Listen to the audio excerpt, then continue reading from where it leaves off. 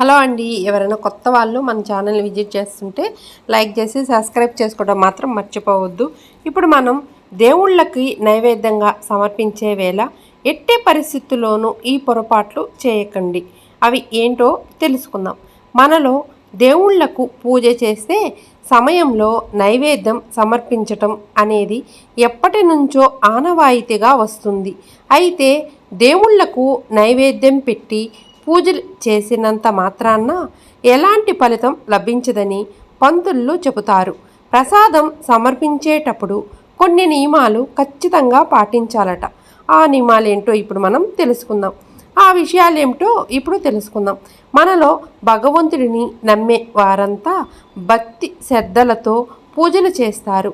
ఇలా పూజలు చేసే సమయంలో పూజ గదిని లేదా దేవాలయాన్ని శుభ్రం చేయటం దగ్గర నుంచి నైవేద్యం సమర్పించేంత వరకు ప్రతి ఒక్క పనిని పద్ధతి ప్రకారం చేయాలి. ఎందుకంటే దేవుళ్ళు ఉండే ప్రదేశాలను పరమ పవిత్రంగా భావిస్తారు. ఇదిలా ఉండగా మనలో ఇల్లు ఉండే ప్రతి ఒక్కరికి పూజ గది ఉంటుంది. అందులో ఉండే దేవుళ్ళు విగ్రహాలు లేదా ఫోటోలను పూజించే సమయంలో తాజా పువ్వులు నైవేద్యం సమర్పించాలి. ఇలా చేయటం వల్ల తమ కుటుంబం జీవితంలో సంతోషం ఐశ్వర్యం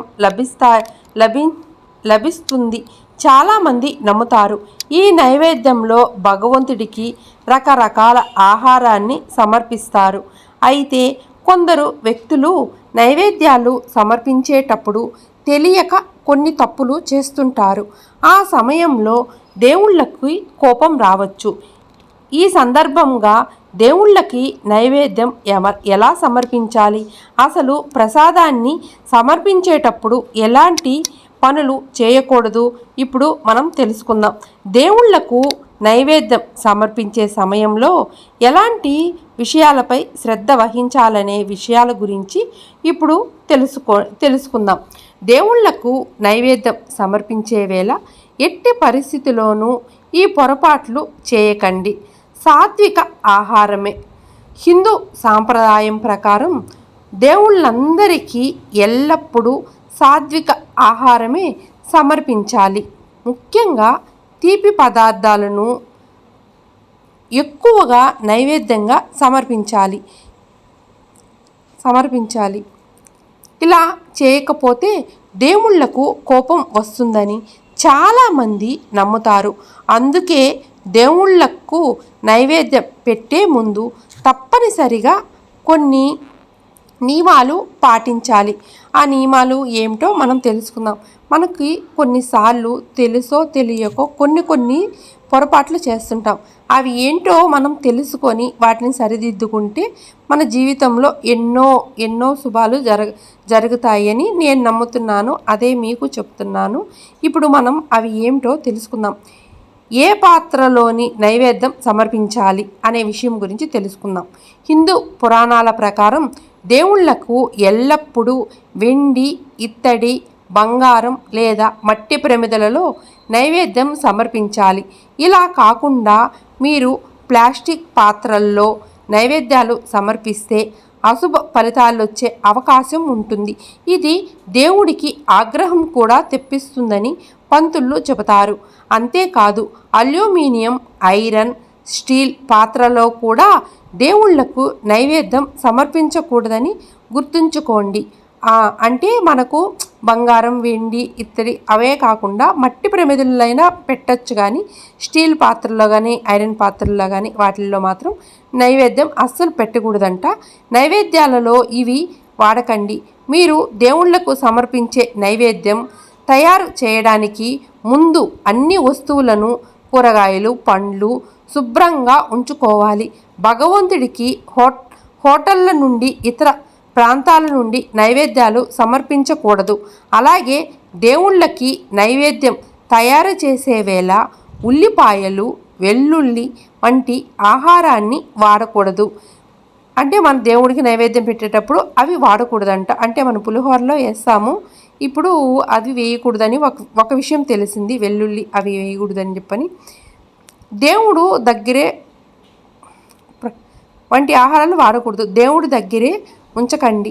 మనలో చాలామంది దేవుడికి నైవేద్యం సమర్పించాక ఆ ప్రసాదాన్ని అక్కడే వదిలేస్తుంటారు. కానీ అలా ఎప్పటికీ చేయకూడదు. మీరు దేవుడికి సమర్పించే నైవేద్యాన్ని కాసేపు భగవంతుడి దగ్గర ఉంచుకొని దాన్ని బయటకు తీసి కుటుంబంలో అందరికీ ప్రసాదంగా పంచేయాలి.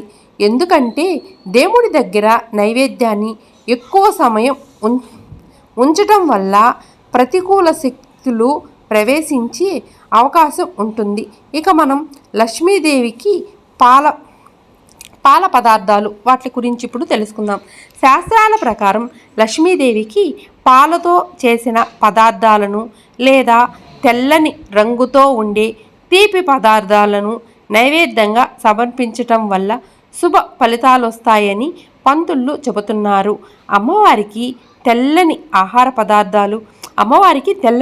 పదార్థాలే కాదు, తెల్లటి పువ్వులు కూడా మనం పెట్టేటప్పుడు తెల్లటి పువ్వులు మనం శుక్రవారం రోజు తెల్ల చీర కానీ తెల్ల డ్రెస్ కానీ వేసుకొని పూజిస్తే కూడా చాలా మంచిది. నైవేద్యంగా సమర్పించడం వల్ల ఐశ్వర్యానికి లోటు అనేది ఉండదట. అలాగే లక్ష్మీదేవికి కుంకుమ పువ్వు సమర్పించాలి. శివయ్యకు తీపి పదార్థాలు సమర్పించొద్దు. ఈశ్వరుడికి నైవేద్యం సమర్పించే ముందు ఈ తప్పులు చేయకండి. పరమేశ్వరుడికి ఎప్పటికీ తీపి పదార్థాలను సమర్పించకూడదనే విషయాలను గుర్తుంచుకోండి. ఈశ్వరుడికి దత్తుల, బిళ్ళ పదార్థాలు, పాలు, పెరుగు, తేనె, నెయ్యి వంటిని ఎక్కువగా సమర్పించాలి. Thank you for the watching. Please నా ఛానల్ విజిట్ చేయండి. మీకు కానీ నా ఛానల్లో నచ్చితే లైక్ చేసి, షేర్ చేసి, సబ్స్క్రైబ్ చేసుకోవటం మాత్రం మర్చిపోవద్దండి. మన ఛానల్లో మంచి డివోషనల్ స్టోరీస్ ఉన్నాయి. Please subscribe.